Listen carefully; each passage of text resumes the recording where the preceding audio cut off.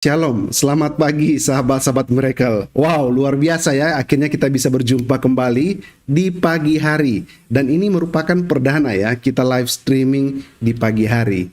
Tetapi selalu yang terbaik buat Tuhan, perdana juga buat Tuhan. Kali ini kita kedatangan tamu yang spesial adalah Marissa. Sahabat-sahabat Miracle mungkin sudah tidak familiar dengan sudah terbiasa, maksud saya sudah familiar dengan wajahnya karena sudah beberapa kali muncul juga di media sosial termasuk di TikTok ya.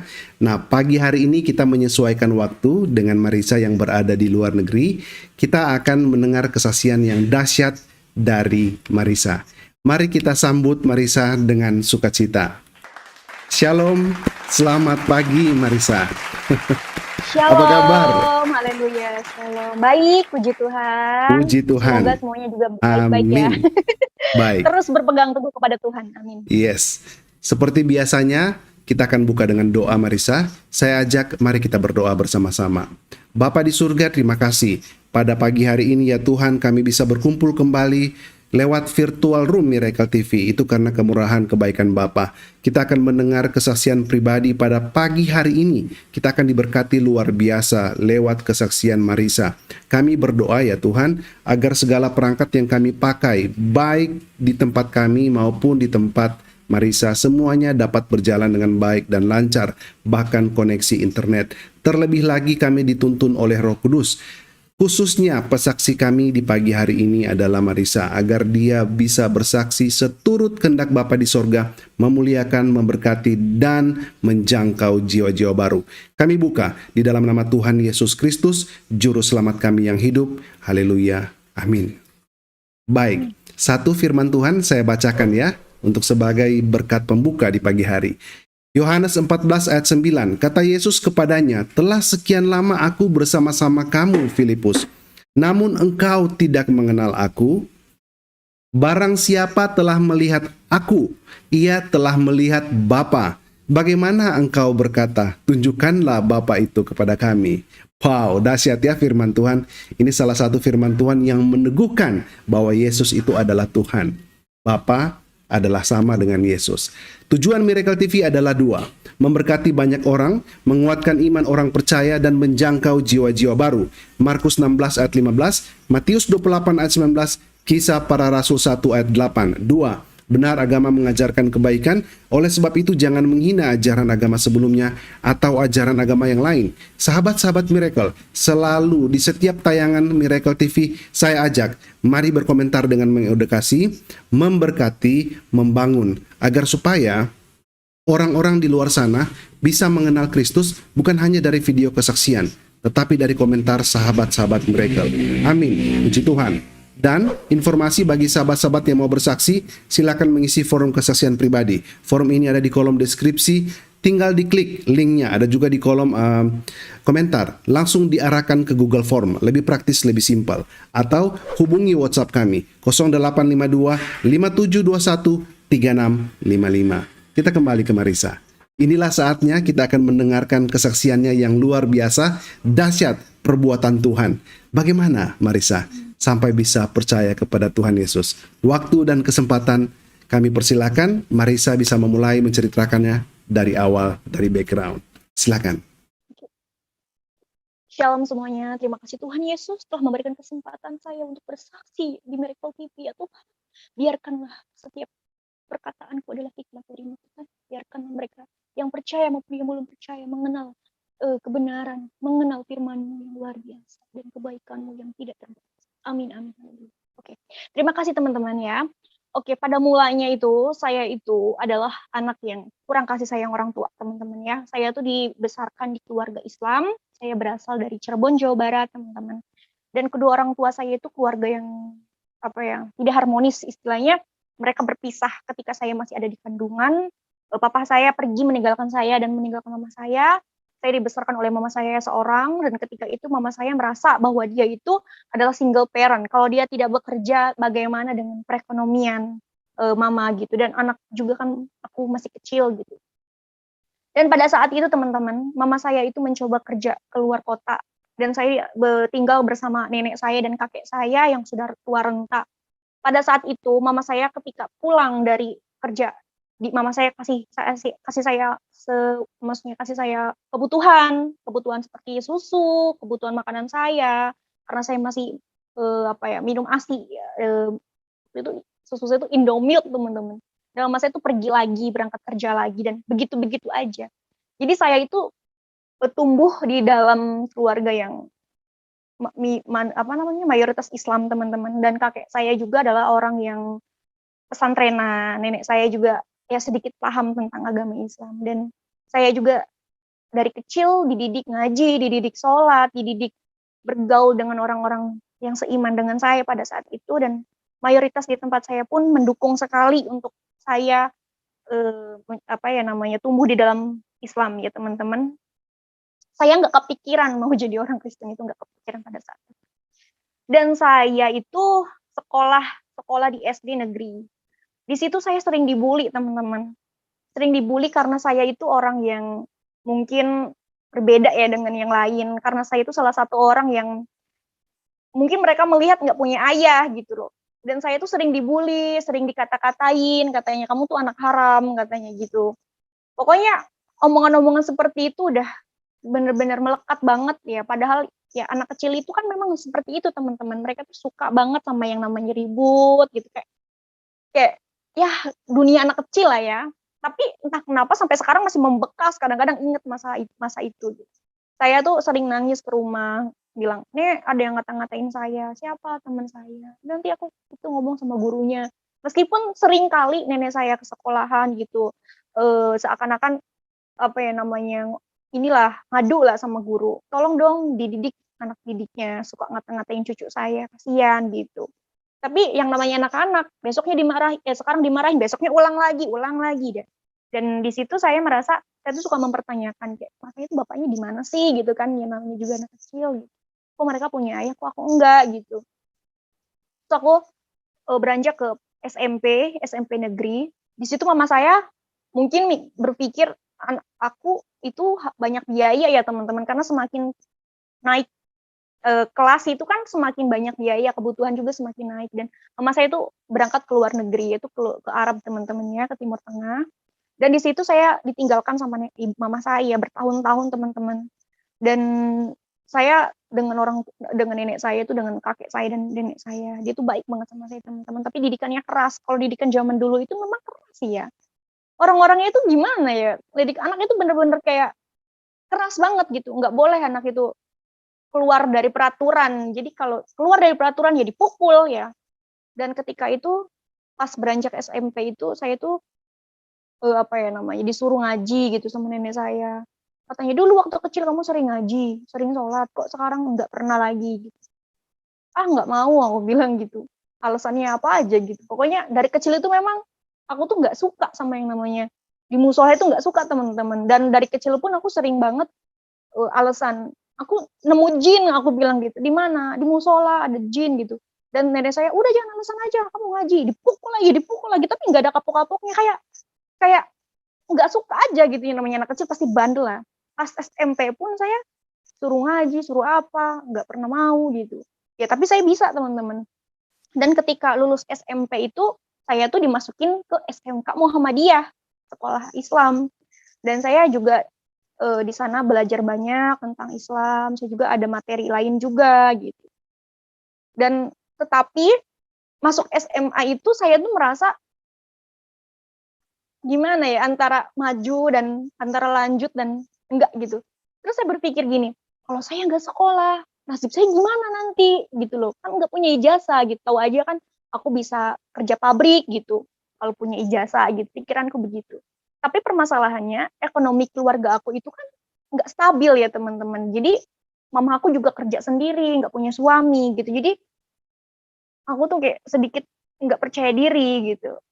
Aku ngelihat teman-teman aku tuh didukung sama orang tuanya gitu, dan aku ngerasa kayak sendiri gitu. Aku sebenarnya pengen ngomong sama nenekku, "Aku nggak mau sekolah aja lah," gitu. Kenapa? Mungkin karena aku satu nggak punya motor waktu itu, teman-teman. Sekolah itu aku naik angkot, kadang-kadang kesiangan gitu. Jadi kadang-kadang bayar SPP juga telat, nunggu mama saya transfer uang. Jadi di situ tuh saya merasa kayak nggak percaya diri, kayak ngerasa, "Ah, nggak mau sekolah aja lah, bodo amat, mau jadi apa kayak gitu."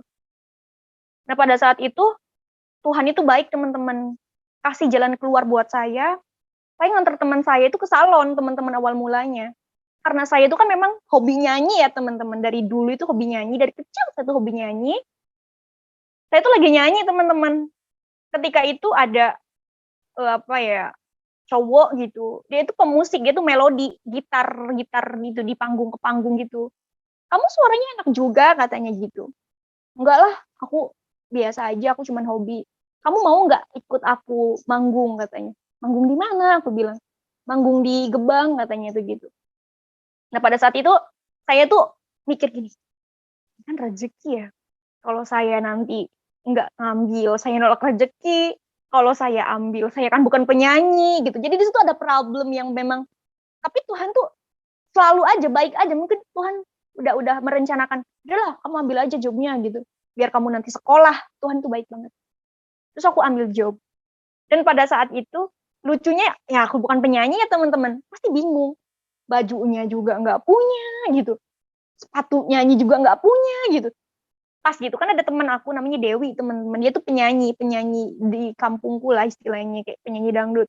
Aku tuh malu sih sebenarnya. Aku tuh ke rumahnya dia, aku bilang, "Beb, apa, Bo, ini dong aku nyewa baju kamu, nggak apa-apa bekas juga nggak apa-apa, baju yang udah nggak dipakai juga nggak apa-apa. Aku juga nyewa sepatu kamu," aku bilang begitu. Kata dia, "Tapi kamu bayar ya 50.000." Zaman itu tuh 50.000 tuh banyak teman-teman. Aku bilang, "Ya udah nggak apa-apa," aku bilang gitu. Padahal bayaran penyanyi juga cuma 300.000 waktu itu. Cuman nggak apa-apa deh, daripada nanti aku nyanyi bingung mau pakai baju apa ya. Saya tuh naik panggung teman-teman dengan lugunya gitu. Lah, serius nih aku bilang. Make up-nya juga masih asal-asalan, belum bisa make up gitu. Aku juga terus kayak bajunya seksi begini, kan aku sekolah pakai kerudung ya teman-teman. Nah aku merasa sopan nggak sih gitu, kalau nenekku tahu aku dipukulin, aku bilang begitu. "Nah, nggak apa-apa lah demi nyari duit gitu, tahu aja ada rezeki hari ini," aku bilang. Iya, aku tuh cuman bisa nyanyi 2 lagu pada saat itu dan lucu banget kalau diinget-inget. Kata pemusik yang temen aku, "Udah nggak apa-apa kamu nyanyi 2 lagu nggak apa-apa, yang penting kamu ikut aja udah. Lagian nggak ada penyanyi lagi, nggak ada yang mau gantiin kamu," gitu. Pokoknya nggak percaya diri banget, aku gemetar teman-teman, tangan aku semuanya itu kayak basah, udah yang namanya orang nggak pede itu gimana ya, nervous ya. Udah, pada saat itu sore aku pulang diantar juga, kan aku belum punya motor, diantar sama temenku, nyampe jalan aku bilang, dan aku bilang, "Kamu kok jam segini baru pulang?" katanya. Aku bilang, "Iya," aku bilang, "aku ada apa sih namanya, ada tugas sekolah," aku bilang pura-puranya gitu. Dan pada malam tuh aku bingung, "Ih, gimana ngomongnya, udah jam segini belum ke lokasi," aku bilang begitu. Terus juga nggak ada yang nganterin aku, toh aku kan hari ini belum dibayar, cuman dapat saweran aja kan jam siang. Aku bilang sama nenek, "Nenek, aku tuh jujur teman-teman, aku tuh sebenarnya tuh manggung," aku bilang begitu. Aku tuh nenek tuh udah kayak emosi gitu mukanya. "Disekolahin bener-bener jadi penyanyi." Ya aku jelasin teman-teman ya sama nenekku, "Kalau aku nggak nyanyi, kalau aku nggak cari uang, aku nggak sekolah." Karena sekolahku itu mahal teman-teman, SPP-nya. Untuk saya orang nggak punya ya mahal ya kan. Astaga, aku bilang, "Nenek jangan marah-marah." Tapi nenek aku tuh ini bener-bener apa ya, bener-bener, ya udah deh, dia juga tahu posisi aku kayak apa, dia ngerti. Aku dianterin sama Wawah, Wawah itu kakaknya mamaku, teman-teman. Aku dianterin, udah, yang penting hadir aja udah, masalah nyanyi nanti dibantu sama penyanyi lain lah, orang juga mereka juga mau kok. Dan di situ aku dapet uang teman-teman, dan aku berdoa gini, kan aku masih Islam ya dulu, aku bilang, "Ya Allah makasih," aku bilang, "aku udah dapat apa yang namanya rezeki hari ini," aku bilang, "aku bisa bayar sekolah." Nah itu kok ada rasa kayak happy gitu. Aku tuh ngapalin lagu-lagu dangdut, kayak Optimis, terus aku tuh ada yang nanya, "Kamu sekarang nyanyi?" katanya. Nah di situ aku banyak banget job-job gitu, dan di situ aku bisa beli motor, bisa bahagiain nenek aku, bisa bisa beliin apa ya namanya, eee, yang nenek aku mau, bisa beli emas waktu itu teman-teman dengan hasil nyanyi aku. Meskipun aku jarang banget sekolah, mungkin seminggu itu sekolah masuk itu 3 hari, kadang kadang aku pernah mau dikeluarin juga nih teman-teman sama guruku, karena aku memang jarang jarang banget yang namanya sekolah ya, dipikirnya aku bolos, teman-teman aku juga ngeledek, "Kamu mah nggak bener lah, orang nggak bener," katanya gitu, "sekolah kok bolos melulu." Padahal dia nggak tahu, aku tuh kalau nggak sekolah tuh ke mana. Dan aku jujur sama guru aku gitu, dan guru aku juga Katanya sih pernah, teman-teman pernah ngelihat aku manggung di Cilimus, di Kuningan. Aku pikir kamu kalau nggak sekolah itu, aku pikir kamu itu apa ya namanya, bolos, ternyata kamu cari uang. Ya aku ya jujur, terus guru aku bilang, kamu terbaik katanya, kamu hebat, belum tentu teman-teman kamu seperti kamu, maksudnya masih kecil tapi udah berpikirnya dewasa. Aku aja salut gitu. Aku pikir aku mau dimarahin gitu. Tapi mereka mendukung, ya udah gitu. Dan setelah itu lulus sekolah teman-teman. Lulus sekolah itu aku berpikir aku lulus sekolah itu aku bisa happy, kerja. Ternyata aku malah kecantol sama suamiku. Terus dia tuh ngajakin aku nikah dan di situ aku berpikir begini, oh iya, aku kan kurang kasih sayang orang tua nih. Aku juga orang yang istilahnya kurang kasih sayang bapak ya. Aku berpikirnya itu gimana ya? Aku berpikir itu mungkin dengan adanya aku menikah, dengan adanya aku punya suami, aku bisa happy, aku bisa bahagia, aku bisa merasakan kasih sayang seorang ayah gitu. Ternyata tidak sesuai dengan apa yang aku harapkan teman-teman. Menikah itu tidak mudah, apalagi usia masih muda ya, usia masih labil, ekonomi belum stabil. Di situ aku berpikir gini, oh ternyata seperti ini ya nikah itu, aku bilang gitu. Tapi nggak apa-apa. Nah, aku tuh sering cekcok sama mertua, teman-teman. Ya maklum lah ya. Mungkin apa ya, namanya juga aku masih bocah ya, masih anak-anak, jadi belum dewasa, mungkin diomelin, pikirannya negatif, padahal ngomelin bener, gitu. Kamu begini, begini, begini. Tapi akunya yang masih pikirannya belum dewasa, sakit hati, dimasukin ke hati, perkataan orang tua. Jadi ribut di situ. Aku tuh izin sama suami gini. Aku mau berangkat aja, aku bilang begitu. Ke luar negeri. Dia tuh tanya, "Kamu mau kemana?" katanya. "Aku mau ke Taiwan." "Mau apa ke Taiwan?" "Ya mau cari duit biar bisa punya rumah sendiri." Aku bilang begitu. Nah, terus aku bilang lagi, "Kan manggung juga sekarang udah sepi, karena apa? Karena mungkin mereka berpikir aku udah vakum." Kata suami aku, "Jadilah terserah kamu." Mungkin dia juga sadar ya teman-teman, dia juga nikah sama aku kan posisinya kan masih, apa ya namanya, belum belum apa sih, kayak belum punya usaha yang tetap gitu, masih ekonomi juga belum baik gitu, belum bisa bahagiain istri. Jadi dia tuh mengizinkan aku untuk berangkat, teman-teman ya. Pada saat itu, di Taiwan itu aku kerja itu 1 tahun, cobaannya itu aku kehilangan nenek teman-teman ya, kehilangan nenek aku. Dan pokoknya kayak runtuh aja gitu, kayak pokoknya nenek aku tuh dari kecil ngurusin aku, sama kakek aku udah meninggal, udah lama banget kalau kakek aku. Kalau nenek aku setahun di Taiwan dia meninggal teman-teman. Nah aku tuh nyuruh mamaku tuh pulang buat, eee, ngegantiin posisi nenekku gitu, di rumah kan juga, apa ya namanya, udahlah mama aku bilang, "Mama ngurusin anak aku sama pulang, mama nggak usah di luar negeri lagi." Nah pas pas saat itu mamaku tuh pulang teman-teman, entah kenapa.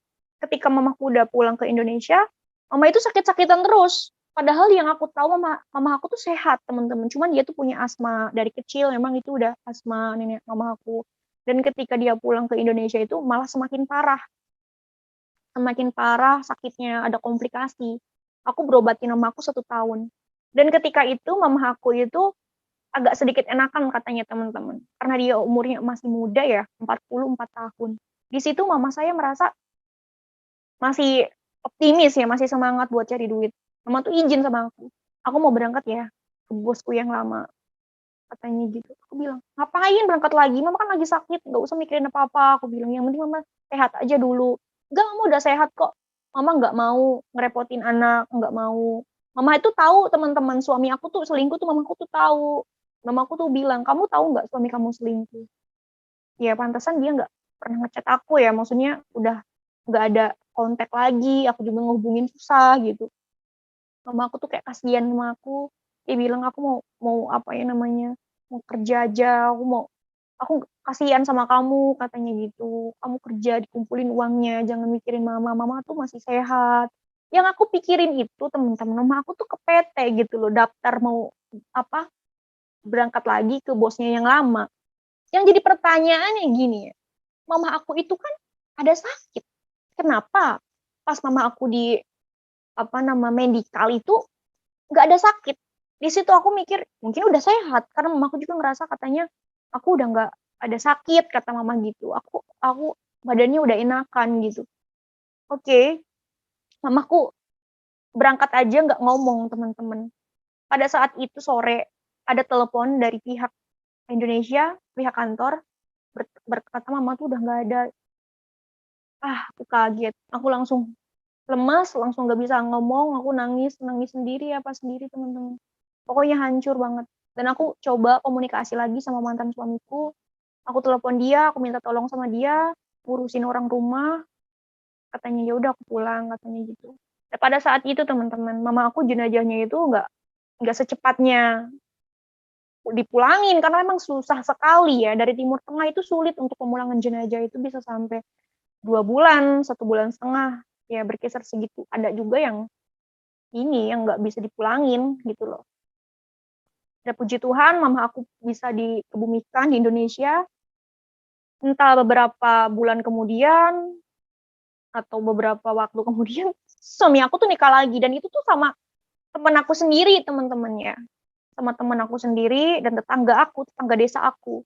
Aku tuh kayak depresi. Depresi di mana aku mulai terpuruk, mulai ngerasa apa ya, nggak berguna hidup ini tuh, kayak aneh aja gitu. Kok kayak gini ya, maksudku apa sih gitu, dari kecil aku nggak pernah ngerasain bahagia, terus udah dewasa nikah juga nggak bahagia, punya orang tua satu-satunya diambil, punya suami yang aku harapin nyakitin aku, jadi kayak nggak ada yang sayang sama aku, temen-temen. Di situ aku merasa aku kayak sendiri, oke, aku mungkin udah putus asa, udah males juga ngapa-ngapain, tapi Tuhan itu baik, teman-teman, dia tuh selalu ada. Makanya Tuhan berfirman, "Kepadaku yang letih dan lesu dan berbeban berat, datanglah kepadaku." Kita tuh setiap aku ya, apa sekarang merasakan perbedaan, teman-teman, ketika aku mengenal Tuhan dan sebelum mengenal Tuhan. Makanya aku mau bersaksi, cukup nggak cukup waktunya, aku mau bersaksi atas kebaikan Tuhan di dalam hidup aku. Dan pada saat itu, aku berteman dengan orang Kristen. Padahal aku awal mulanya itu, teman-teman, orang yang fanatik, dididik dari orang Islam ya, teman-teman, mayoritas juga Islam, sekolah juga Islam. Aku tuh orang yang nggak suka dengan yang namanya orang Kristen. Orang pakai kalung salib aja aku mikir, ih, orang kafir gitu. Nggak suka. Apalagi kalau ngelihat gambar Yesus, aku juga nggak suka. Lewat gereja aja aku nggak suka nih, teman-teman. Tetapi Tuhan punya rencana buat aku, Tuhan baik sama aku, Tuhan kasih kesempatan aku, biarkan orang yang dulunya benci, tetapi sekarang aku malah mengasihi Tuhan, karena memang mukjizat Tuhan nyata di dalam hidupku. Pada awal mulanya aku berteman dengan orang Kristen, dan dia itu apa ya namanya, nggak pernah istilahnya, nggak pernah apa ya, nyakitin aku gitu, itu baik banget, teman-teman. Dia tuh support ketika aku lagi jatuh, ketika aku lagi sendiri, dia tuh datang, teman-teman. Mungkin ini rencana Tuhan, dia tuh semangatin aku, "Kamu jangan ngeluh ya, jangan apa ya namanya, jangan merasa sendiri, masih ada aku, pokoknya kamu terus berdoa, kamu bangkit." Aku bangkit, teman-teman, karena untuk apa aku istilahnya sedih juga, toh kalau aku sakit juga siapa yang mau ngurusin aku gitu loh. Ngapain aku harus menangisi hal-hal yang mungkin udah menjadi takdir aku gitu. Yang penting aku sekarang berubah menjadi orang yang sabar, yang nerima gitu, yang tahulah namanya juga hukum alam. Kita semua akan meninggal ya, teman-teman, gitu. Jadi mungkin adanya orang tuaku diambil sama Tuhan, mungkin memang udah takdirnya. Toh mamaku juga biar nggak ngerasain sakit lagi. Aku punya temen itu, dia tuh beragama Kristen, dan aku awal mulanya nggak tahu. Awal mulanya nggak tahu dia itu agamanya apa, keluarganya bagaimana, dan aku juga nggak pernah mempertanyakan, apa ya, nggak pernah mempertanyakan dia, gitu loh. Itu nggak penting juga, yang penting dia baik sama aku, dia juga support aku. Ketika itu aku ada rasa benci, kayak pokoknya aku harus, apa ya namanya, nggak mau berteman lagi lah sama dia. Karena aku kan orangnya kayak gitu ya, teman-teman, orangnya tuh emang dari kecil tuh udah didoktrin gitu, udah didoktrin agama Kristen tuh seperti ini sama nenek aku ya, teman-teman. Mungkin nggak semua ya. agama Kristen tuh seperti ini, dia tuh nyembah manusia, nyembah patung, katanya kitabnya palsu, sudah direvisi. Guru aku juga berkata seperti itu. Jadi hal-hal yang jelek-jelek itu udah tertanam gitu. Hal-hal yang jelek-jelek tentang Kristen itu udah tertanam, dan di situ ada rasa yang nggak ada toleransi itu nggak ada, ya. Jadi Tuhan itu luar biasa banget sih Tuhan Yesus. Dia tuh kayak ngasih temen yang baik, yang bener-bener sayang ke aku, malah beragama Kristen. Aku sempat mau pergi gitu dari dia gitu, tapi aku ingat, oh iya ya, ketika aku lagi down dia ada gitu. Aku mencoba toleransi, aku mencoba menerima, dan aku juga ada pikiran begini, pokoknya dia harus masuk ke Islam, pokoknya dia harus mengenal agama saya gitu. Tapi dia tuh kuat banget teman-teman, dia tuh kuat banget, bener-bener kuat banget, dalam arti imannya itu nggak goyah gitu loh. Aku tanya sama dia, apa sih yang membuat kamu itu kuat dalam iman kamu? Tuhan. Tuhan siapa? Aku bilang, Tuhan Yesus. Dia adalah juru selamat saya. Oh ya? Bukannya Tuhan Yesus kamu itu adalah Nabi Isa? Ya kan menurut kamu. Padahal Isa dan Yesus itu berbeda loh. Mau aku ceritain? Gak usah, aku bilang gitu. Kayak emosi gitu, kayak dia tuh selalu ngebela Tuhannya gitu. Padahal aku gak suka ya, aku pengen dia tuh masuk ke agamaku, teman-teman. Dia itu kan sifat aku tuh kayak gitu dulu. Dan pada saat itu, dia tuh kayak suka denger lagu rohani, muter lagu rohani, kan teleponan sama aku gitu. Lagunya tuh lagu rohani, yang gini, yang Bapa sentuh hatiku, ubah hidupku. Pertama kali aku tahu lagu rohani, hafal lagu rohani, yaitu Bapak sentuh hatiku. Karena dia sering banget muter lagu Bapak sentuh hatiku, teman-teman. Dan pada saat itu ada video viral, teman-teman, yaitu video Palestina sama Israel ya. Ketika itu Palestina itu kan pasti saya berpihak ke Palestina, karena Palestina adalah tempat tegaknya khilafah umat Islam, dan Israel adalah bukan agama, bangsa pilihan, maksudnya bangsa pilihan, dan di Alkitab juga tercatat teman-teman ya. Dan di situ kita cekcok agama terus, pokoknya saling serang lah, posisinya saling serang. Saya juga mempertanyakan ke dia tentang Tuhan Yesus, dia juga mempertanyakan ke saya tentang agama saya.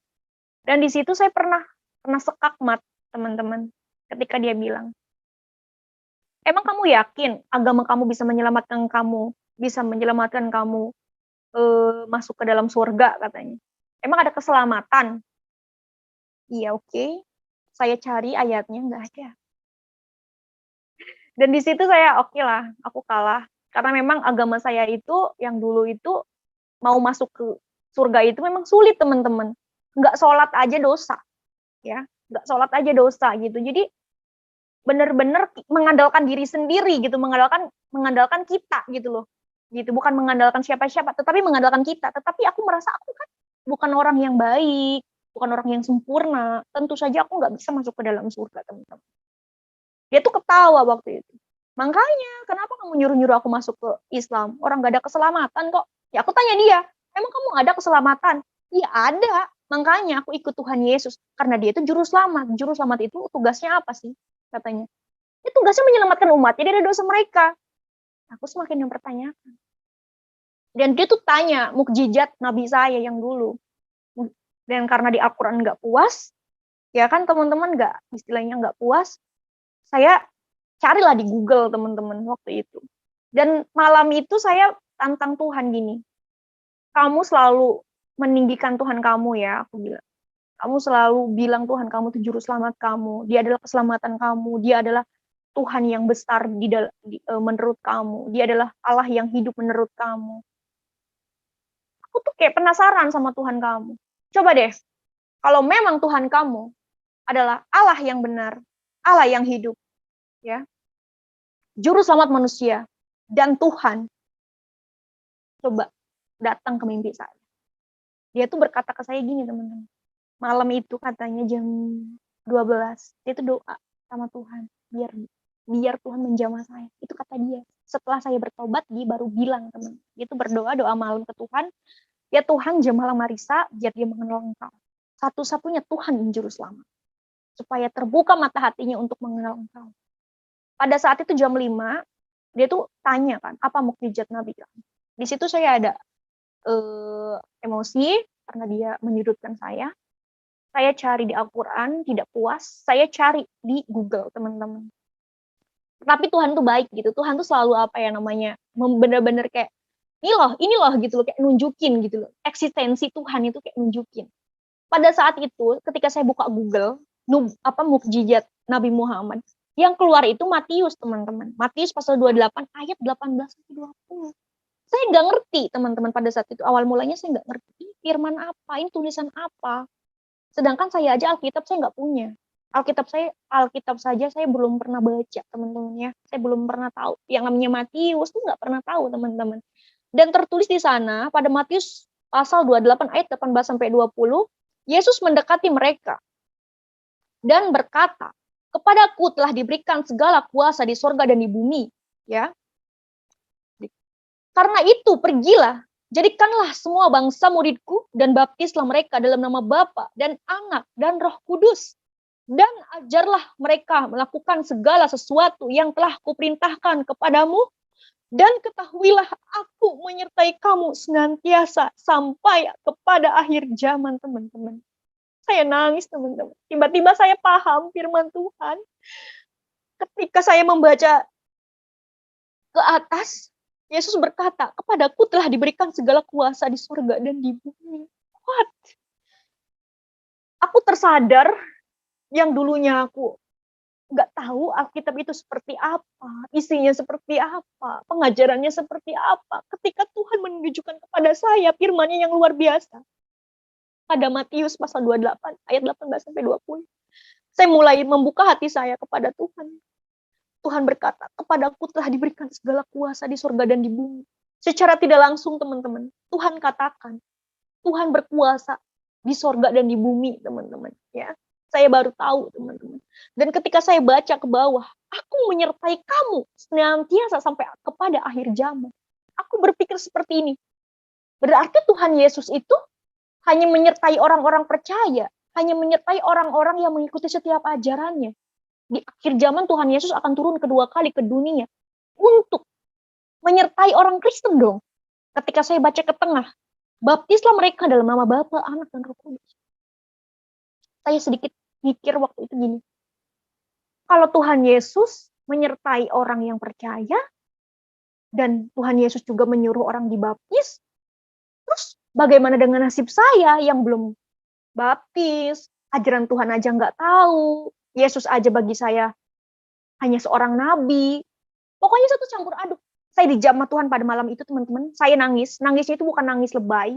Tiba-tiba saya nangis. Nangisnya itu kayak bener-bener apa ya, bener-bener sukacita dan damai, teman-teman. Saya dijamah pada saat itu. Saya merasakan jamahan Tuhan. Saya percaya Tuhan Yesus menjamah saya. Saya nangis setelah baca firman ini. Karena saya sudah apal lagu rohani yang Bapak sentuh hatiku. Karena memang teman saya sering putar lagu. Karena saya juga suka yang namanya lagu rohani, teman-teman. Tapi saya cuman apal satu lagu pada saat itu yang berjudul Bapak Sentuh Hatiku. Pada saat itu saya di jamaah Tuhan itu jam 5, teman-teman. Jam 5. Terus saya kan udah sore ya. Saya tuh ke kamar mandi, itu mau mandi, teman-teman. Dan saya tuh nyanyi di kamar mandi sambil nangis. Bapak sentuh hatiku, ubah hidupku menjadi yang baharu, bagai emas yang murni. Kau membentuk bejana hatiku, Bapa, ajarku mengerti. Ketika itu saya merasa damai banget, teman-teman. Saya merasakan kehadiran Tuhan. Haleluya. Saya juga pas itu saya kan spontan ya bilang sama Tuhan, aku mau mengikut Engkau. Ya, spontan, teman-teman. Setelah baca firman yang luar biasa, saya tiba-tiba saya bilang, ya Tuhan, saya mau mengikut Engkau, kata saya begitu. Ketika saya tanya sama Tuhan, saya tuh gini ya teman-teman, orangnya itu, saya sudah percaya kepada Tuhan karena Dia berkuasa di surga dan di bumi, dan Dia akan menyertai kita sampai akhir zaman. Tuhan katakan seperti itu, dan saya udah percaya, udah yakin bahwa Dialah satu-satunya Tuhan dan Juru Selamat. Teman saya belum tahu pada saat itu. Terus saya tuh tanya sama Tuhan begini, Tuhan, kenapa Tuhan memilih aku ya? Sedangkan aku adalah pembenci Kristen. Aku orang yang sangat-sangat benci sama yang namanya kekristenan. Sama Tuhan Yesus aja saya benci. Gitu loh. Orang Kristen aja sering sama saya dibully. Sering kalau ada orang Kristen tuh pokoknya nggak suka aja gitu. Tetapi Tuhan tuh kasih saya firman yang luar biasa. Itu dengan secara apa ya namanya? Ajaib teman-teman. Tuhan akan menunjukkan dimanapun, kapanpun gitu loh. Tuhan berkehendak teman-teman. Karena dia itu adalah Allah yang perkasa. Allah yang ajaib teman-teman. Wah luar biasa. Pada Yohanes pasal 15 ayat 16 sampai 17 Tuhan katakan, bukan kamu yang memilih aku, tetapi akulah yang memilih kamu. Dan aku telah menetapkan kamu supaya kamu pergi dan menghasilkan buah dan buahmu itu tetap. Supaya apa yang kamu minta kepada Bapa dalam namaku, diberikannya kepadamu. Inilah perintahku kepadamu. Kasihilah seorang akan yang lain. Wah, haleluya. Berarti aku itu pilihan Tuhan, teman-teman. Bukan aku yang memilih Tuhan, tetapi Tuhan yang memilih aku. Sehingga aku sekarang mengikut Tuhan. Wah, ajaib banget Tuhan Yesus. Aku terus bersuka cita. Ya, semenjak aku dijamah sampai sekarang dan sampai selama-lamanya. Karena bagiku adalah Yesus adalah hidupku, teman-teman. Hidup adalah Kristus dan mati adalah keuntungan. Ya, ketika aku berdoa lagi sama Tuhan, ya Tuhan, aku itu orang berdosa Tuhan. Aku adalah salah satu orang pembenci kekristenan. Aku membenci gereja, aku membenci orang Kristen, aku membenci Tuhan. Aku bilang sama Tuhan, Tuhan ampunilah aku Tuhan. Aku bilang begitu. Dan Tuhan itu kasih lagi firman-Nya yang luar biasa. Dengan secara ajaib teman-teman, Tuhan akan menunjukkan di mana saja teman-teman. Pada Lukas pasal 5 ayat 32 Tuhan katakan, aku datang bukan untuk memanggil orang benar, tetapi orang berdosa, supaya mereka bertobat. Pada saat itu aku spontan ngomong sama Tuhan, aku mau bertobat Tuhan. Aku mau mengikutimu. Tuntunlah aku ya Tuhan. Ajarlah aku ya Tuhan. Aku bilang begitu sama Tuhan. Dan entah kenapa ya, setiap aku berdoa, Tuhan tuh kayak terus saja gitu. Terus saja memberikan yang namanya pengetahuan yang belum pernah aku ketahui teman-teman ya. Dan pada saat itu, aku berpikir, iya, itu tuh manusia. Itu tuh semuanya berdosa teman-teman ya. Pada Roma pasal 3 ayat 23. Karena semua orang telah berbuat dosa dan telah kehilangan kemuliaan Allah. Kita sudah jauh dari kehadirat Allah, teman-teman. Oleh karena dosa yang memisahkan kita dengan Tuhan. Ya. Karena upah dosa adalah maut. Roma pasal 6 ayat 23 katakan, karena Anda adalah orang berdosa, Anda dipastikan akan mengalami maut. Sebab upah dosa ialah maut, teman-teman. Upah dosa ialah maut. Justru saya mencari jalan kebenaran hidup dan saya mencari juru selamat. Tanpa juru selamat, saya yakin saya tidak akan selamat, teman-teman. Karena saya adalah orang berdosa, tidak layak masuk ke kerajaan Allah. Karena surga itu kudus, teman-teman. Ya, tidak bisa kita masuk ke surga, itu tidak gampang dan tidak mudah, teman-teman. Tidak bisa dan tidak mudah karena dosa memisahkan kita dengan Tuhan. Tetapi karena kasih karunia Tuhan kepada kita, anak-anaknya, Tuhan datang ke dunia menjadi manusia. Dia menggantikan posisi kita di atas kayu salib. Supaya apa, teman-teman? Supaya kita tidak merasakan siksaan. Tidak mendapatkan maut. Ya. Karena Yesus datang ke dunia itu supaya kita memiliki hidup, teman-teman. Saya baru tahu, teman-teman. Pantesan ya, saya dulu berpikir, kok orang Kristen itu kuat banget ya sama Tuhan. Padahal mereka itu sering diganggu, sering dibilang kafir, sering tempat ibadahnya dibakar. Oh, ternyata seperti ini pengajarannya. Wah, luar biasa. Saya bersyukur menjadi anak Tuhan. Dan ketika itu, saya juga berpikir orang Kristen itu baik-baik banget ya teman-teman. Saya pernah ngeledek orang Kristen teman-teman. Pokoknya ngata-ngatain ya, Tuhan kamu tuh 3, Tuhan kamu itu manusia, Tuhan kamu itu patung, bla bla bla. Karena saya udah didoktrin dari kecil sama orang tua saya dan lingkungan juga, sama guru saya juga, saya diajarin Kristen seperti ini, seperti ini, seperti ini. Di situ ada rasa kebencian, teman-teman. Ketika saya baca Yohanes pasal 14 ayat 6, Tuhan katakan, akulah jalan kebenaran dan hidup, tidak ada seorang pun yang datang kepada Bapa kalau tidak melalui aku. Di sini jelas dikatakan Tuhan Yesus adalah jalan kebenaran dan hidup. Di situ saya merasa agama itu benar-benar tidak bisa menyelamatkan kita. Agama itu tidak bisa menyelamatkan kita, teman-teman sekali lagi. Agama tidak bisa menyelamatkan kita, teman-teman. Sekalipun kamu baik, teman-teman, sekalipun kamu taat, teman-teman, ya, beribadah, apakah kamu tahu jalan kebenaran? Justru Yesus datang ke dunia, dia mendapatkan siksaan, diremukkan oleh karena dosa kita. Supaya kita memiliki hidup, teman-teman. Untuk apa, teman-teman, kita beribadah tekun, tetapi kita juga tidak tahu gitu loh, jalan kebenaran.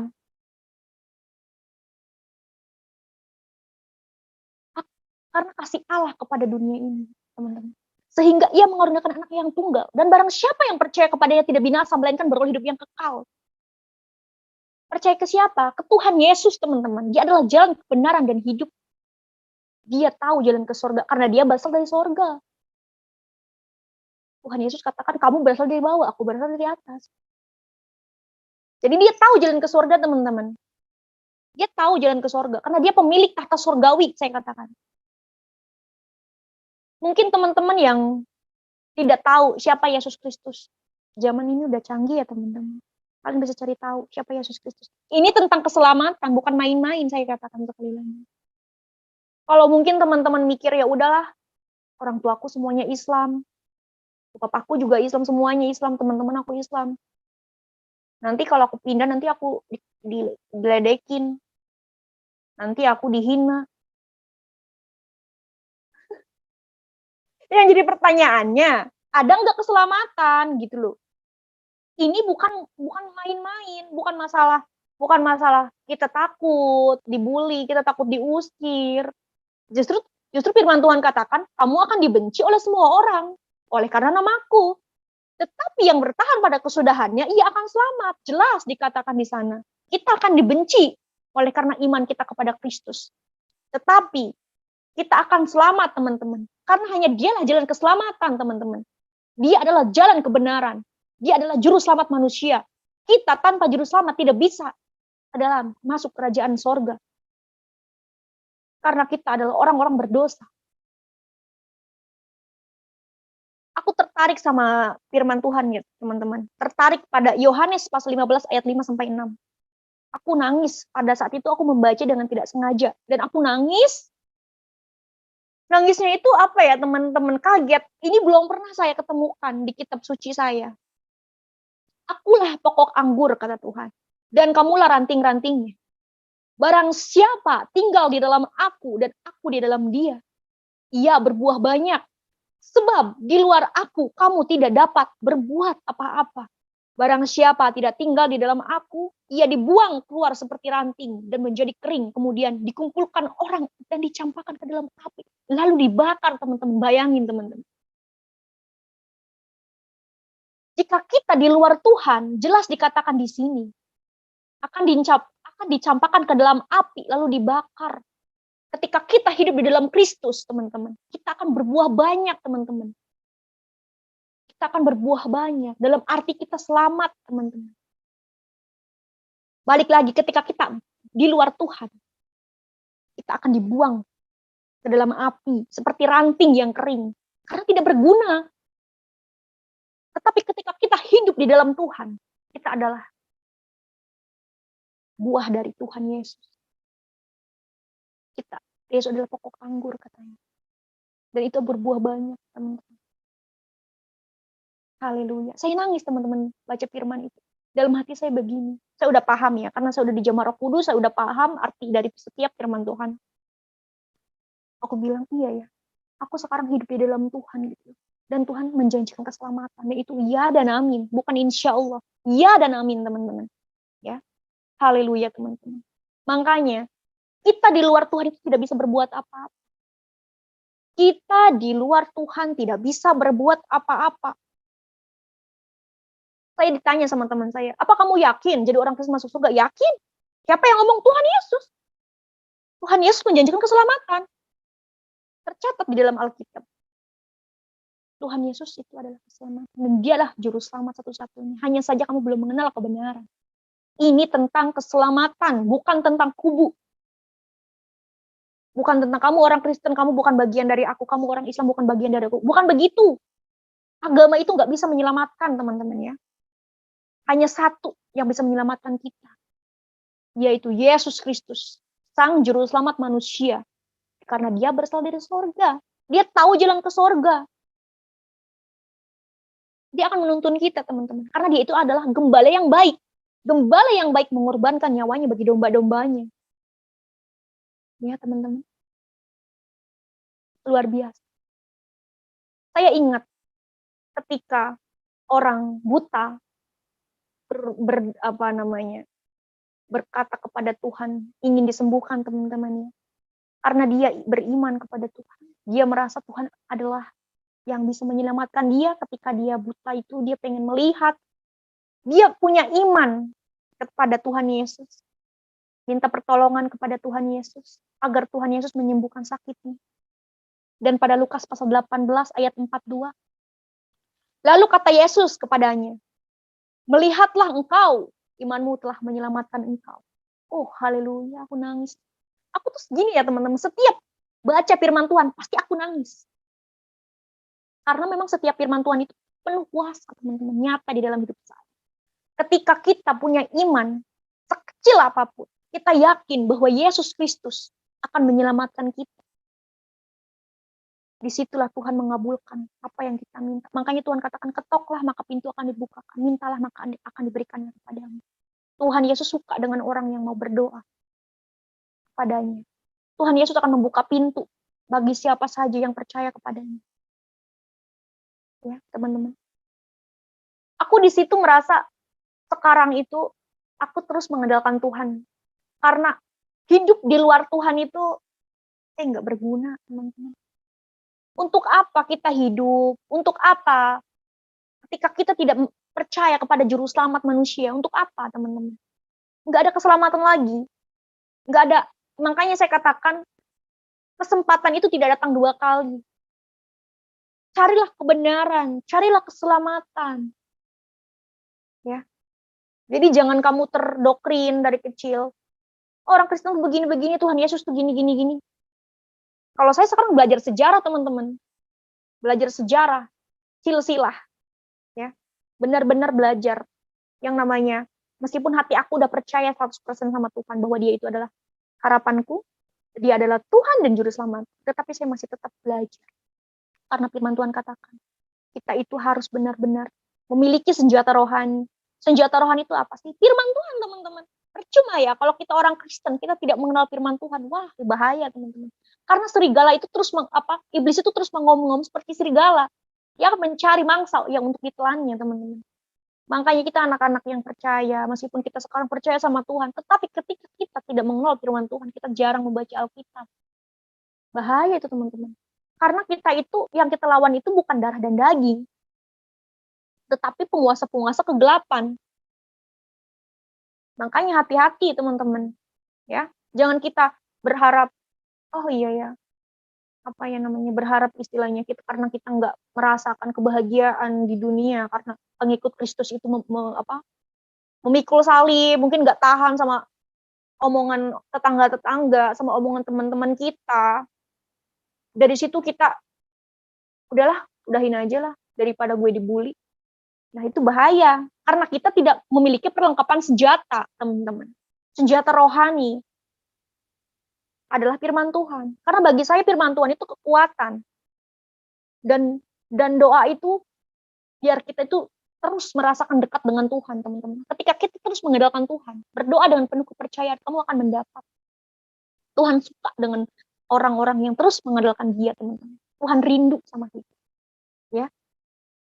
Ketika ada orang yang berkata, Alkitab itu direvisi katanya. Sekali lagi, kalian jangan kena doktrinan, carilah kebenaran. Alkitab itu asli, teman-teman. Saya kaget pas saya baca, nama nabi saja masih asli, sejarah masih ada. Justru di Al-Quran dikatakan, Abraham jadi Ibrahim, Maria jadi Maryam. Saya saja namanya Marisa, di luar negeri pun tetap Marisa. Kita pakai logika, mana yang asli, mana yang enggak. Sedangkan Alkitab itu kitab pertama. Gitu loh. Sekarang keraguan-raguan itu udah nggak ada lagi di dalam saya. Saya ketawa teman-teman pada saat itu. Oh ya, guru saya bilang dulu, kitabnya orang Kristen itu, Alkitab itu palsu. Sedangkan sejarah saja masih lengkap. Nama nabi saja belum dirubah. Karena saya ingat pada firman Tuhan, pada Matius pasal 24 ayat 35 dikatakan, langit dan bumi akan berlalu, tetapi perkataanku tidak akan berlalu. Secara tidak langsung, di sini Tuhan katakan, saya akan menjaga setiap firman. Langit dan bumi akan berlalu, tetapi firman-Nya itu kekal, teman-teman. Makanya saya optimis, janji Tuhan itu nyata. Ya. Langit dan bumi akan berlalu, tetapi perkataanku tidak akan berlalu.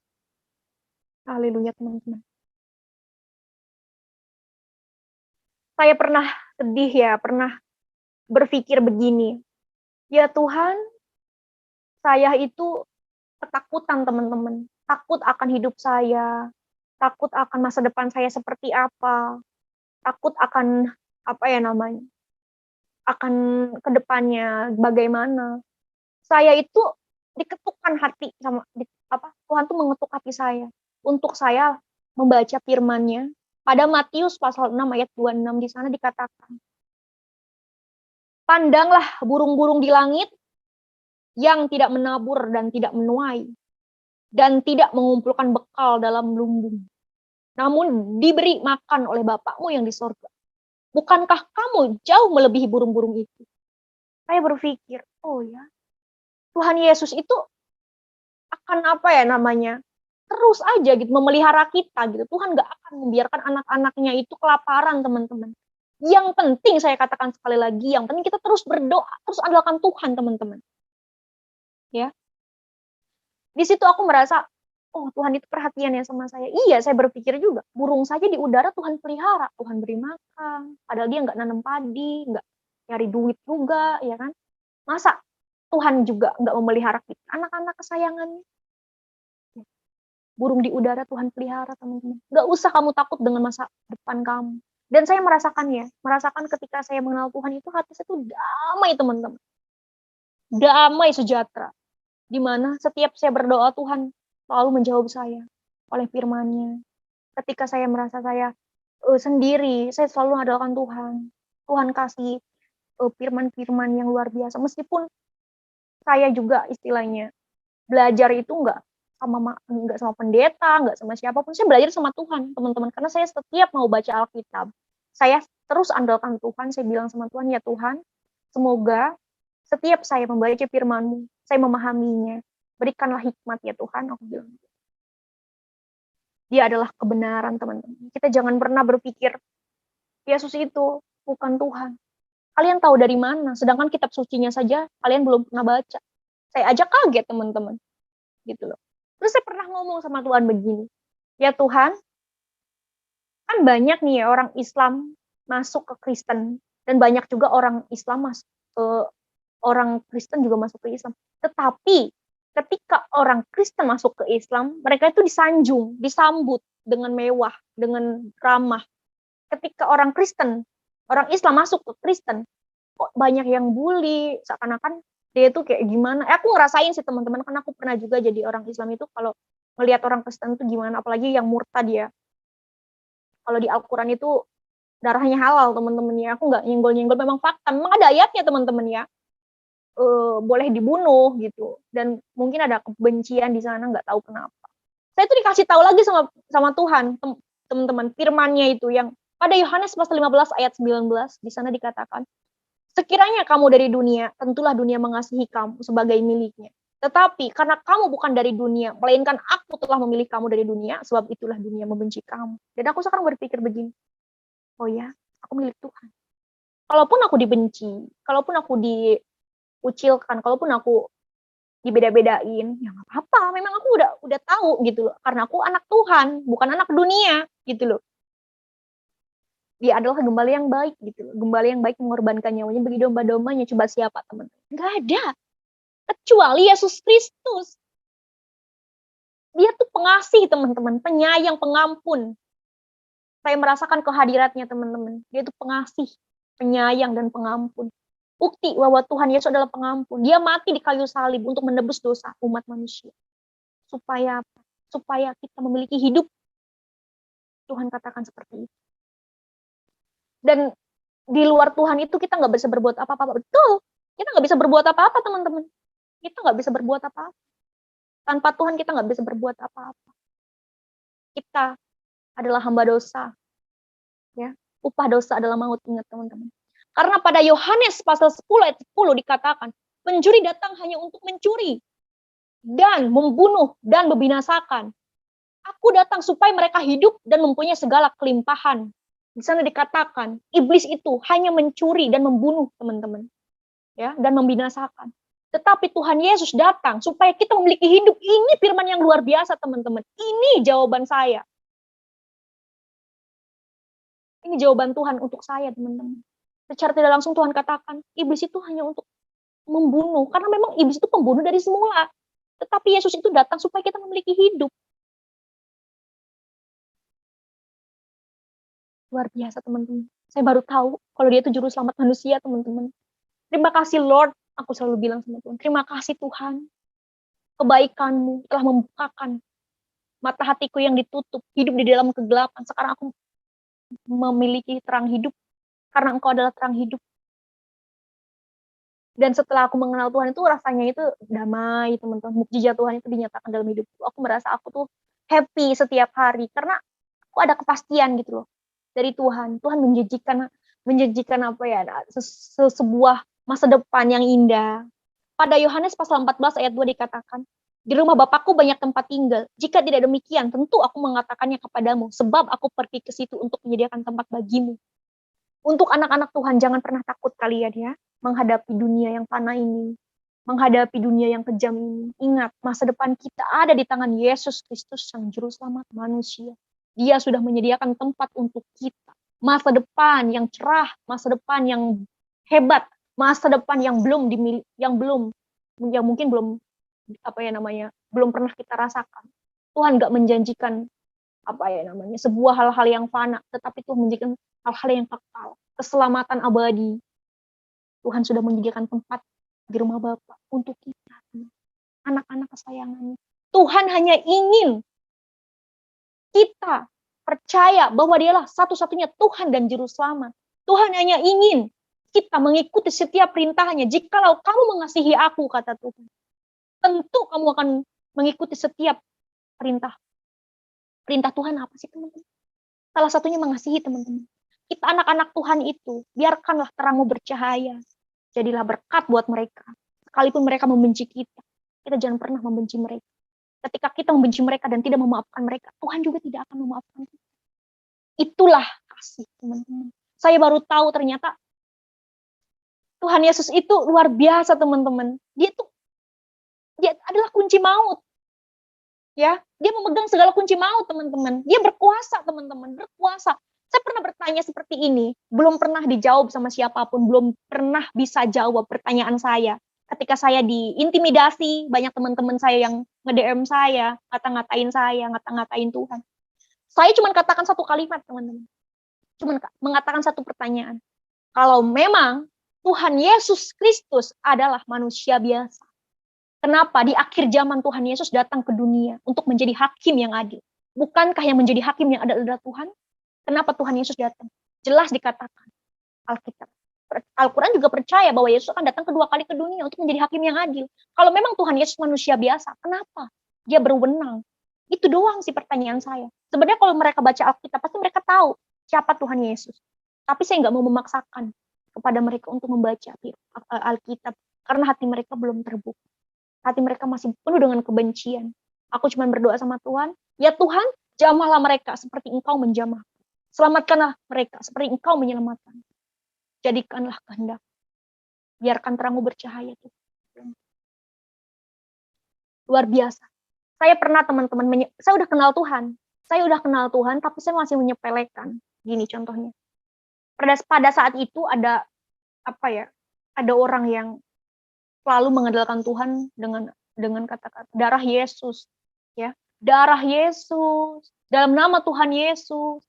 Saya udah percaya, tapi saya nggak terlalu nggak terlalu kesana lah, intinya melibatkan Tuhan, tapi saya maksudnya nggak berkata-kata kayak darah Yesus kayak gitu.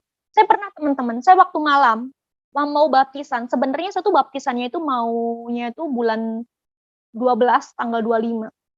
Malamnya itu saya bermimpi. Saya itu diserang sama yang namanya kuasa kegelapan. Saya lihat itu cuman apa ya? Wujudnya itu seperti asap rokok, tapi warnanya itu hitam. Entah kenapa nyerangnya itu seperti saya tuh dipegangin, tapi ketika megang itu seperti tangan dua, teman-teman. Tapi gambarnya itu asap rokok. Ketika itu saya hanya spontan berkata, darah Yesus, darah Yesus, darah Yesus. Hilang, teman-teman. Dan saya percaya ketika kita mengandalkan Tuhan dalam nama Tuhan Yesus, darah Yesus, wah mantap teman-teman. Hilang semuanya. Saya sekarang pokoknya apa ya? Apapun ketakutan saya, apapun situasi yang membuat saya itu tertekan, saya selalu mengandalkan darah Yesus, dalam nama Tuhan Yesus, dalam nama Tuhan. Penuh kuasa, teman-teman. Saya baru tahu loh, teman-teman. Puji Tuhan, teman-teman. Yesus gak pernah jauh sama kita. Dia tuh selalu dekat, teman-teman. Saya merasakan karya Tuhan. Dan Tuhan merubah hidup saya ketika saya merasa terpuruk, ketika saya merasa sendiri, ketika saya merasa saya gak berguna, ketika saya mengenal Tuhan, semuanya itu gak saya pikirkan lagi. Ternyata saya adalah orang yang benar-benar dikasihi oleh Sang Penguasa kita, oleh Sang Juru Selamat kita, teman-teman. Makanya kita, anak-anak Tuhan, jangan pernah meninggalkan Tuhan, jangan pernah lebih mengedepankan duniawi. Ingat, teman-teman, kita di luar Tuhan tidak bisa berbuat apa-apa. Saya salut, teman-teman, sama Tuhan. Setelah saya mengenal Tuhan, saya berubah sekarang. Berubah dalam arti saya lebih rendah hati, lebih sabar menghadapi segala sesuatu, tuh lebih mengandalkan Tuhan. Biarkan Tuhan yang bekerja, biarkan semua rancangan Tuhan. Aku percaya ketika kita mengandalkan Tuhan, semua akan baik-baik saja, teman-teman. Dan saya akan menyanyikan lagu persembahan untuk Tuhan, karena Tuhan juga setia sama saya, sampai akhir zaman Tuhan selalu menyertai saya. Terima kasih Tuhan Yesus atas kebaikan-Mu. Sampai akhir ku menutup mata, ku tetap setia menanti janji-Mu. Sampai ku dapatkan mahkota kehidupanku, ku tetap setia untuk melayani-Mu. Itu lagu persembahan untuk Tuhan Yesus, karena memang Tuhan setia sama saya, dan saya pun setia sama Tuhan sampai selama-lamanya. Amin, haleluya. Terima kasih. Amin, luar biasa ya, dahsyat. Baik, kita berikan kemuliaan buat Tuhan Yesus. Dahsyat, benar ya. Wow, saya terkagum-kagum ya dengan saya bisa katakan mereka-mereka yang bersaksi, yang dapat dikatakan mungkin belum juga terlalu lama, ketika mereka bertumbuh dengan firman Tuhan, luar biasa. Kesaksian mereka bukan sekedar kesaksian tentang hidup yang mereka alami di masa lalu, sampai sekarang ini, tetapi mereka juga bisa menghubungkan dengan firman Tuhan. Andai kata kesaksian itu tidak benar, tidak mungkin akan terhubung dengan firman Tuhan. Tetapi karena kesaksian datangnya dari Tuhan, mereka yang mengalami Tuhan dihubungkan dengan firman Tuhan, match, sync. Jadi luar biasa. Saya banyak belajar. Pada pagi hari ini kita diberkati luar biasa ya. Yang menyaksikan juga, saya melihat di kolom komentar, tanda kutip ya, mereka terkagum-kagum dengan cara Marissa bersaksi dan memaparkan firman Tuhan ya. Bahkan mereka mengatakan bahwa wow, luar biasa, ini bisa jadi penginjil, bisa berapologet dan lain-lain. Supportnya luar biasa. Kenapa? Karena mereka diberkati, mereka bisa mendengar firman Tuhan yang keluar dari mulut pesaksi ya, yang menguatkan kita pada pagi hari ini. Dan mirip-mirip juga dengan kesaksian beberapa hari yang lalu dan tadi malam juga ya. Ternyata damai sejahtera itu penting ya. Tidak ada damai sejahtera, bagaimana kita menjalani hidup, bagaimana kita bisa bersaksi. Saya tidak akan mengulang firman Tuhan, karena begitu banyak firman Tuhan yang dibagikan oleh Marissa di pagi hari ini.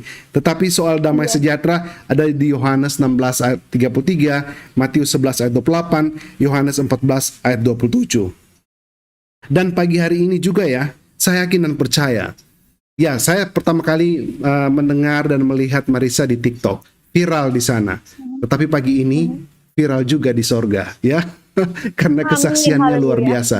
Bukankah malaikat juga bersorak ketika ada kesaksian jiwa baru yang diselamatkan? Ya, luar biasa. Dan saya juga belajar di pagi hari ini, lagi-lagi firman Tuhan itu mengedukasi, ya, mendidik Betul, kita.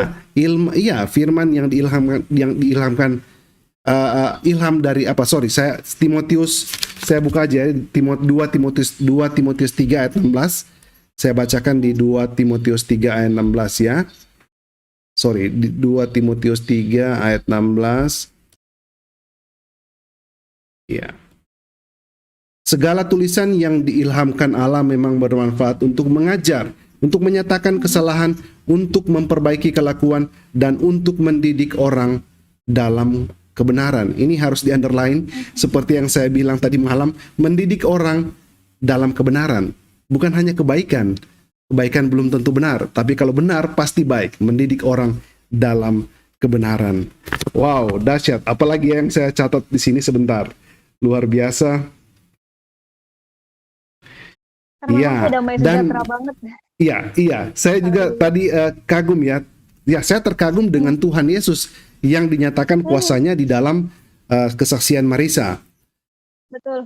Ya, dan ternyata ya, firman Tuhan itu luar biasa ya, bisa Luar menyelamatkan biasa. jiwa yang tersesat.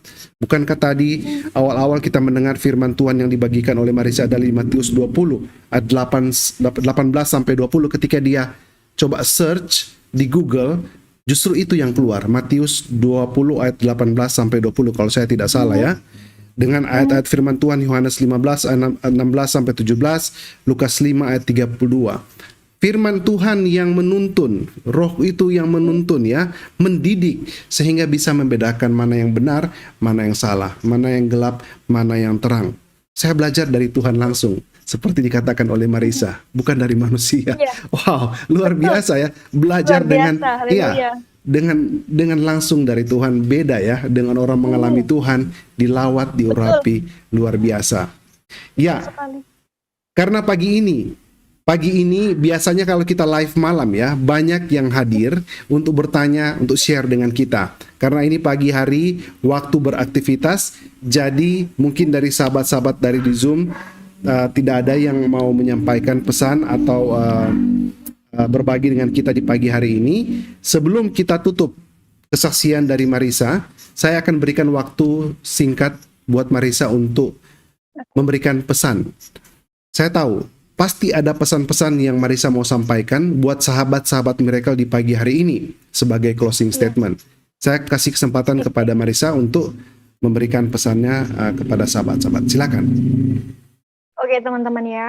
Saya saja yang belum pernah ya, istilahnya belum tahu pengajaran Kristus seperti apa. Dan setelah tahu pengajaran Kristus Yesus seperti apa, saya terkagum-kagum dan saya merasakan damai di sini teman-teman. Untuk kalian ya teman-teman ya, kalian tahu lah siapa Tuhan Yesus. Dia adalah juru selamat manusia teman-teman. Di luar Tuhan kita tidak bisa berbuat apa-apa. Dan ingat, lawan kita itu si iblis teman-teman. Jangan pernah takut ya. Terus andalkan Tuhan di dalam setiap pekerjaanmu. Dan ketika saya waktu itu merasa saya terhimpit, saya diserang oleh kuasa kegelapan, saya hanya andalkan Tuhan. Darah Yesus, darah Yesus, darah Yesus. Dan saya masih ingat sampai sekarang teman-teman kejadian itu. Karena memang itu sangat menjadi pertanyaan besar ketika saya sedang diserang oleh kuasa kegelapan. Saya terus andalkan Tuhan dan berkata, darah Yesus. Dan tidak ada lagi. Sampai sekarang saya belum pernah memimpikan hal-hal yang seperti itu lagi. Teman-teman, jadi ingat teman-teman ya. Pada Wahyu pasal 2 ayat 10 teman-teman dikatakan, hendaklah engkau setia sampai mati dan aku akan mengaruniakan kepadamu mahkota kehidupan. Ingat teman-teman, hidup adalah Kristus dan mati adalah keuntungan. Haleluya, terima kasih. Haleluya, Haleluya, puji Tuhan. Terima kasih. puji Tuhan. Ya, izinkan saya bertanya, satu pertanyaan saja. Ini pertanyaan yang Hmm? biasanya ditanyakan sama orang-orang yang mengalami Tuhan ya, yang bertobat Hmm? atau lahir baru. Nah, Hmm? kehidupan yang lama Marisa, pasti ada Hmm? pergumulan, pasti ada problem, pasti ada masalah. Iya. Apapun itu. Saat ini saya yakin dan percaya, pasti juga ada masalah, pasti ada problem, apapun itu. Tetapi apa yang bisa membedakan cara Marisa melihat problem pada masa waktu yang lalu ya dengan sekarang ada benang merahnya yang membuat Marisa itu berubah, berbeda cara untuk mengatasi pergumulan atau persoalan hidup. Apa itu? Silakan. Karena dulu saya kan belum mengenal Tuhan Yesus ya. Setiap saya mengalami yang namanya tekanan, saya tuh kayak nggak ada pelindung saya gitu. Di situ saya merasakan hampa gitu loh. Nggak punya harapan, teman-teman. Saya merasa saya sendiri, saya merasakan nggak layak, ketakutan, ya teman-teman. Benar-benar saya merasakan yang namanya ketakutan ya teman-teman. Kayak ngerasa saya itu gimana dengan hidup saya gitu loh. Harapan saya juga nggak tahu saya mau minta sama siapa gitu. Saya tuh ngerasa kayak saya tuh kayak nggak punya teman-teman, pedoman gitu. Merasa saya tuh hampa. Dan ketika saya mengenal Yesus Kristus, saya merasakan damai. Dan ketika saya merasa saya itu tertekan, butuh pelindung, ada Tuhan, teman-teman, yang menguatkan saya. Ini mungkin buah roh ya teman-teman. Buah roh, teman-teman, buah roh dari Tuhan Yesus. Dan itulah anak-anak Tuhan itu memang seperti itu, teman-teman. Kita akan mendapatkan buah roh, ya. Buah yang memang membuat kita damai, sukacita, yang membuat kita penuh harapan gitu loh, mengasihi. Oh, luar biasa Tuhan Yesus bekerja di dalam hidup saya. Makanya saya teman-teman sekarang, teman saya tuh melihat saya tuh sekarang lebih happy. Ada pernah pertanyaan dari teman saya, aku ngelihat kamu sekarang happy loh. Ya dong, kenapa? Karena saya mempunyai tujuan hidup. Tujuan hidup gimana? Masa depan saya, masa depan yang gimana? Di dalam Yesus Kristus. Tuhan sudah menyediakan tempat untuk saya. Tuhan selalu menyertai saya. Tuhan tidak jauh, teman-teman. Saya merasakan bahagia yang belum pernah saya rasakan ketika saya mengenal Tuhan. Dan sebelum mengenal Tuhan itu jauh banget. Saya dulu ada masalah sedikit, saya depresi, ada masalah sedikit, saya emosi, gitu. Tapi sekarang tuh saya merasakan kayak, oke, gitu loh. Kayak, oke lah, gue punya Tuhan yang besar. Dia selalu ada buat gue ketika aku butuh sandaran. Aku ya perginya ke Tuhan, gitu loh. Karena Tuhan pasti memberikan solusi. Gitu loh. Karena dia tahu yang terbaik buat kita. Rancangan Tuhan, rancangan keselamatan. Haleluya. Amin. Amin. Wow, luar biasa ya. That's the point. Itu yang saya tadi bilang ya. Ternyata ini adalah cara pandang, perspektif kita ya. How we look at the problems. Bagaimana kita melihat masalah itu. Ternyata orang-orang yang mengenal Tuhan benar-benar melihat masalah itu, Tuhannya lebih besar dari masalah ya. Masalah itu lebih kecil daripada Tuhan kita. Dia memiliki rasa sukacita, joyful in their heart. Jadi dengan rasa sukacita itu bisa mengalahkan segala permasalahan. Itu yang kita butuhkan di saat-saat ini adalah kita tetap bersukacita di dalam Tuhan agar segala permasalahan kita bisa melaluinya dengan baik. Selama kita berpegang, selama kita bersandar kepada Tuhan, tidak ada problem, tidak ada pergumulan yang tidak bisa kita lewati. Wow, how great is our God ya. Praise our Lord Jesus. Luar biasa. Dan ya, baiklah sahabat-sahabat Miracle, karena kita sudah mendengar tadi closing statement dari Marisa, dan kita akan berdoa sebagai penutup sesi pada pagi hari ini. Dan saya ajak sahabat-sahabat Miracle, mari kita berdoa bersama-sama. Tuhan Yesus, terima kasih. Di pagi hari yang luar biasa ini ya Tuhan, kami telah mendengar kesaksian yang sungguh memberkati kami semua. Kesaksian ya Tuhan yang meneguhkan firman Tuhan. Bagaimana Marisa mengalami keselamatan, bagaimana dia mengalami Tuhan sungguh dahsyat. Pada pagi hari ini ya Tuhan, kami yakin dan percaya begitu banyak orang diberkati, dikuatkan, bahkan ya Tuhan, kesaksian ini akan menjangkau jiwa-jiwa baru. Puji Tuhan. Kami juga berdoa khusus kepada Marisa. Tuhan Yesus, tunjukkan kuasa di dalam kehidupannya. Apa yang menjadi pergumulan, tidak ada yang mustahil di dalam nama Tuhan Yesus. Apa yang menjadi kerinduan, baik di dalam hidupnya, pelayanannya, Tuhan Yesus senantiasa campur tangan, tunjukkan kuasa, mujizat, miracle yang luar biasa, sehingga ya Tuhan semua kemuliaan bagi Tuhan Yesus. Ditambah-tambahkan berkat jasmani, berkat rohani kepada pesaksi kami ya Tuhan, Marisa di pagi hari ini. Biarlah dia menjadi garam dunia, biarlah dia menjadi saluran berkat bagi banyak orang. Kami juga berdoa kepada sahabat-sahabat Miracle baik di YouTube maupun di Facebook, juga menjadi perpanjangan tangan, saluran berkat, menjadi berkat bagi banyak orang, untuk memberkati dengan berbagi video kesaksian dari Marisa. Terima kasih atas signal yang baik pada pagi hari ini, dan juga perangkat yang kami gunakan berjalan juga dengan lancar.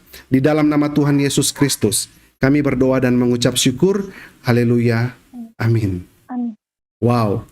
Marisa, Thank you, Lord. saya mewakili tim Miracle TV mengucapkan banyak terima kasih atas waktunya, kesediaannya, sudah bersaksi untuk memuji nama Tuhan di pagi hari ini. Amin. Amin. Amin. Tetap- Semoga menjadi berkat buat yang Ya. melihat.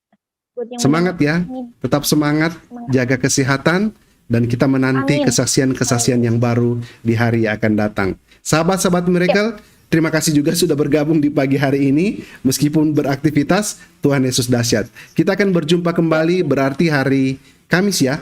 Karena malam ini sudah diisi dengan kesaksian pagi ini. Besok kita ada doa hari Rabu, kita akan berjumpa kembali hari Kamis. Tuhan Yesus memberkati kita Oke. semua. Shalom. Bye. Shalom. Puji Bye. Tuhan, luar biasa ya. Iya. Saya stop streaming dulu di Facebook dan di YouTube. Oke.